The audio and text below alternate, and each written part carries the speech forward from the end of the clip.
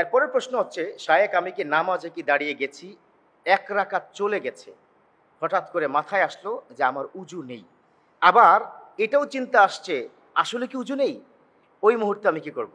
চমৎকার, খুবই প্রয়োজনীয় প্রশ্ন, তাই না? এটা আমাদের অনেক মুরব্বী যারা আছে, আপনারা কি রাগ করবেন না, সিনিয়র সিটিজেন যারা আছেন, তাদের এই স্বভাবটা বা তাদের অভ্যস্ত হয়ে যায়। ইভেন আমিও যখন আমার বয়সে যখন 60 হয়ে যাবে, আমি এখনো তো অনেক কিছু কনফিউশনে কি করে যাই, বয়স তো এখনো 40 হয়নি। তো ওই মুহূর্তে কি করণীয় এটা জানা খুব জরুরি, কারণ আমাদের চলার পথে আমরা অনেক কিছু ভুলে যাই। আমি এমনও কি দেখেছি যে আমি বেডরুম থেকে ডাইনিং রুমে গিয়েছি সামান্য কি একটা আনার জন্য, দরজা পার করে ওই পাশে কোন জায়গায় যেন অন্য মনস্ক, মানে কনসেন্ট্রেশনটা আমার ব্রেক হয়েছে, ডাইনিং গিয়ে বলতেছি কি যেন কি যেন কি যেন। So this is true.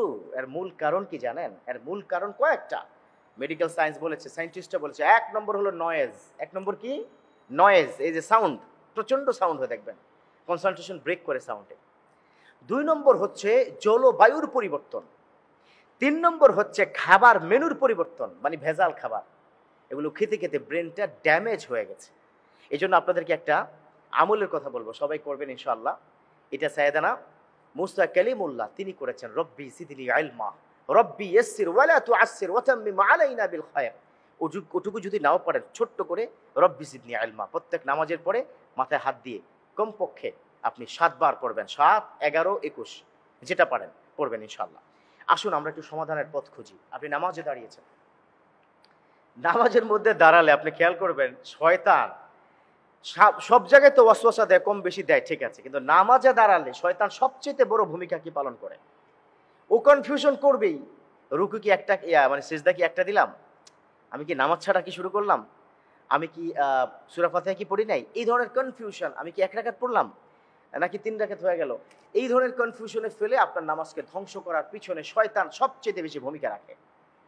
এখন আসুন, অনেকের আছে এরকম, উজু করার সময় কুলি করছে, 2 বার বা 3 বারও কুলি করে ফেলেছেন, কনফিউশন, 1 বার করলাম না 3 বার, এরপরে 6 বারও দেয়, মানে ওখানে শয়তান এসে হাজির। তো এই ধরনের কনফিউশনের স্বভাব যাদের, আপনি যেটা করবেন, you have to decide in the সালাহ উইদিন শর্ট টাইম। আপনাকে অল্প সময়ের মধ্যে ডিসিশন ফাইনাল করতে হবে যে আপনার উজু আছে কি নাই।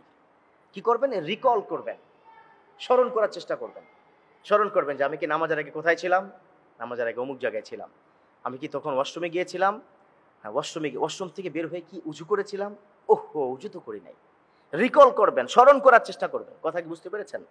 রিকল যদি আপনি করেন তাহলে যেটা সুবিধা হবে, আপনি ইনস্ট্যান্টলি ডিসিশন মেকিং মানে মেক করতে পারবেন। কথা কি বুঝতে পেরেছেন? তো ওটা যদি আপনি করতে পারেন তাহলে সিদ্ধান্তে আসতে পারবেন উজু আছে অথবা উজু নাই। উজু আছে, আলহামদুলিল্লাহ, তাহলে কন্টিনিউ, নামাজ কন্টিনিউ। উজু নেই, এখন কি করবেন? এখন দুটো ফতোয়া আছে। একটা ফতোয়া উলামায়ে কেরাম বলেছেন, আপনি আছেন প্রথম কাতারে, এই যে আমাদের প্রথম কাতার, আপনি এই কাতারে আছেন, এমন জায়গায় আছেন এখান থেকে বের হয়ে গেলে মানুষ ডিঙিয়ে যেতে আপনার কষ্ট হবে, তাহলে আপনি যেটা করবেন তাদের সাথে নামাজের অ্যাক্টিং করবেন। আপনি তো জানেন আপনার কি নামাজ হচ্ছে না, আপনি নামাজের মধ্যে তাসবিহ, তাহলিল, আল্লাহু আকবার, সূরা কিছুই পড়বেন না, শুধু সিজদা রুকু দিয়ে শেষ করে ফেলবেন। শেষ করার পর অ্যাজ ইউজুয়াল সবাই শেষ করলো, আপনি সালাম ফেরানোর পর আপনি উঠে আস্তে আস্তে চলে গেলে উজুখানায় গিয়ে উজু করে আবার কি নামাজ স্টার্ট করবেন। কথা কি বোঝাতে পেরেছি?